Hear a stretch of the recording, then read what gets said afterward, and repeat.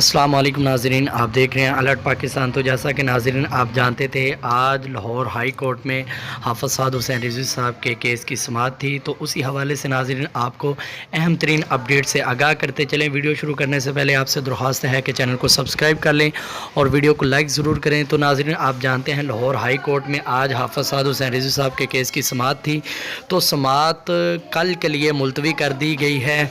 تو ناظرین بہت ساری ایسی باتیں ہیں جو سامنے آئی ہیں۔ حافظ سعد حسین رضوی صاحب کے کیس کی سماعت جو ہے وہ حافظ سعد حسین رضوی صاحب کی رہائی کے ساتھ اس کا کوئی لنک نہیں ہے۔ امید ہے کہ حافظ سعد حسین رضوی صاحب جلدی رہا ہو جائیں گے، انہیں 6 یا 7 دن کے اندر رہا ہوں گے۔ اور ایک خبر یہ بھی ملی ہے کہ آج بھی حافظ سعد حسین رضوی صاحب رہا ہو سکتے ہیں، تو یہ بہت بڑی خوشی کی بات ہے۔ تو انشاءاللہ اللہ کے حکم سے ہمارے قائد محترم رہا ہو کر آئیں گے۔